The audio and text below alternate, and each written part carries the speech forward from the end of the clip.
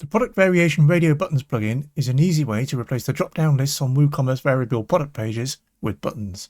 The buttons are easy to style, and it's a great UX enhancement on mobile devices too. Let's take a quick look at how to set it up. In the back end of your site, go to Settings, Product Variation Pills. We use the word pills and radio button interchangeably here. So we've got an option here that says show the variation labels above the pills instead of to the side.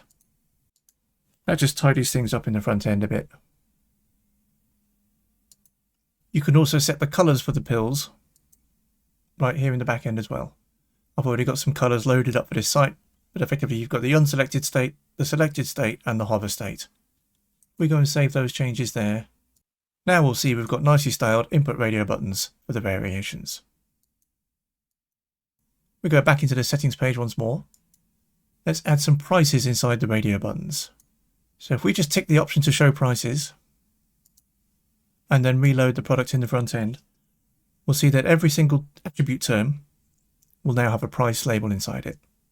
That can look a bit odd when all the prices are the same, so we'll go back into the settings page and let's only show the prices for the first attribute. Save those changes, reload the product in the front end.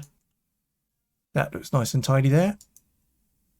If an attribute term was to resolve to a range of prices, then instead of seeing a single price in here, you'd see the price range. So say from $19.99 to $23.99, or whatever the price range was.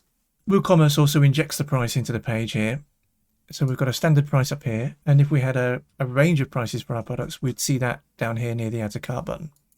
So if you've got the price actually embedded within the radio buttons like we have here, it can be a bit overwhelming for the user to see the same price in 50 different places all over the page.